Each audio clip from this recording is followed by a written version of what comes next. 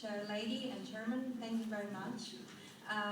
I would like to thank my team in Rome University, Professors Romeo and Kornblit, and especially Professor Essa Berluti for allowing us to use her lab and offering us her methods in order to realize this research project. So it is very nice to see very young people presenting their research work. I don't belong in this generation, but I also have all the power and willing to do something about research going on lasers. I would like to present my research project on photodynamic therapy. We want to check the approach of photodynamic therapy in endodontically treated teeth, and especially using the bacteria strain of Enterococcus fecalis. We all know that this is a very difficult strain to use, and I'm going to discuss first the principles of photodynamic therapy for those who are not very familiar. Well, I hope that everybody is, so I'm going to go very fast through all this as a small introduction. So it involves the use of a laser together with a photosensitizer who can be activated through the laser beam and have cytotoxic effect on target cells by a specific excited oxygen produced. It can have a cytotoxic effect by causing cell death, damaging the cell membrane. It can have antibacterial effect as well. This is something that represents a great advantage now that the resistance in antibiotics of this microorganism has proved to be great. So this is a good alternative, the photodynamic therapy, when systemic antibiotic therapy is not effective. We can use a great deal of photosensitizers. There are different molecules. There is great research going on there, and most of them they're activated by red light in the oral in the visual spectrum, and it corresponds to a light penetration depth from 0.5 centimeter to 1.5. There are several light sources that can be used, mainly diodes, but also KTP and Diagon argon lasers for photodynamic therapy. Some of these devices we present here. There are non-laser devices used for, especially for dermatology problems, larger areas. Of course, in dentistry and oral pathology, periodontitis, periodontitis, and endodontics. We're going to concentrate on our enemy here, who is Enterococcus fecalis. I have to specify to you that our concentration of Enterococcus fecalis, which is very well known as the most aggressive oral bacteria, is created in lab conditions, which means that these are very high concentrations to deal with and very difficult to find. This is why our results are very interesting, because we might not have the greatest results we expected, but these results are great in what concerns time-saving procedures in our practice.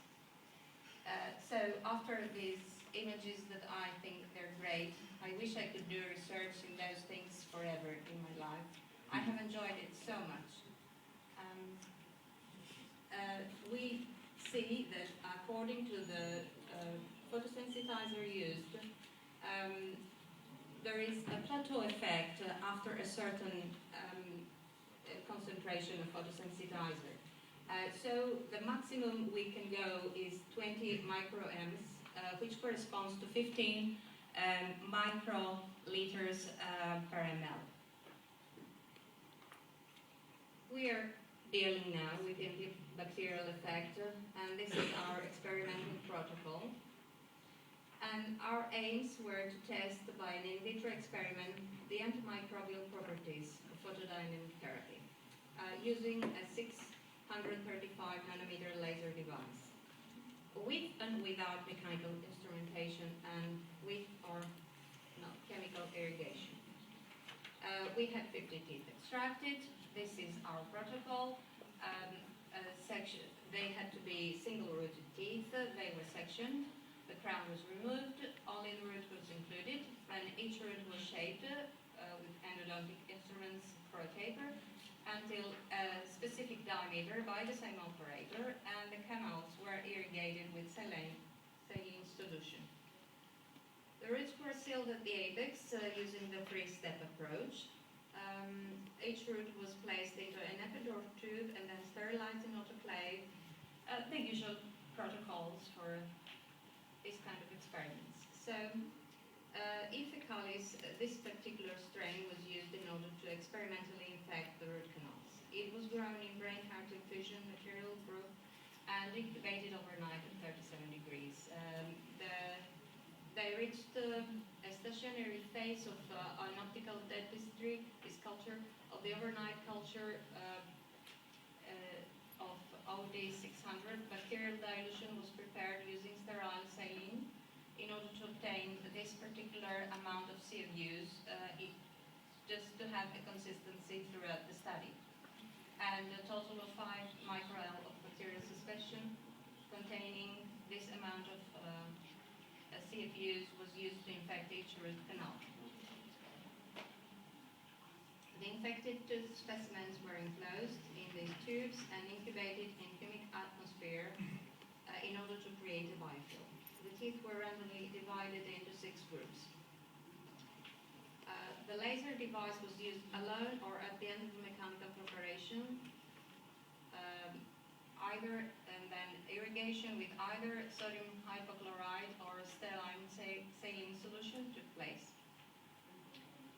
The irrigation with 5% sodium thiosulfate was used afterwards in order to neutralize the sodium hypochlorite, and then drying of the root canal with sterile paper foams took place. The irrigation with the toluene blue solution of this concentration using poly irrigation probe was performed, and then the solution was shaken up with a K-file and then left for 30 seconds or 2 minutes according to the control group we had. These are our parameters used on the laser, and this is a picture of the dye. This is actually from our zero experiment where we used another concentration of toluene blue, which unfortunately colored the tooth, and we couldn't use the method we used for calculation of the Enterococcus fecalis. These are our groups.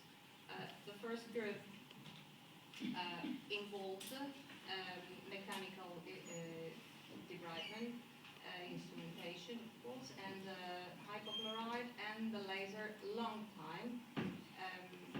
T1 was the time the photosensitizer was left in the root, and T2 was the time the laser was used. And the short time group was where the T1 was 30 seconds only, and T2 30 seconds as well.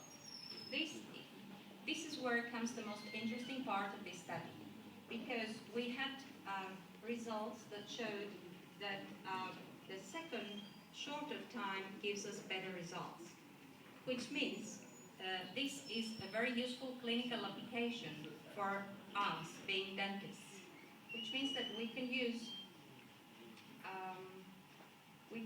this technology in order to save time during our endodontic treatments that we all know how time-consuming they can be. The reagent, we used a novel method.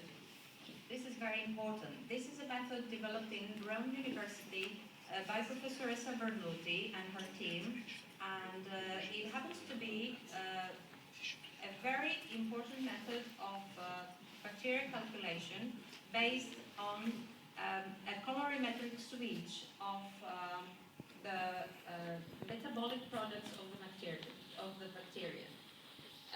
So we use this assay in order to evaluate the number of E. faecalis in biofilm.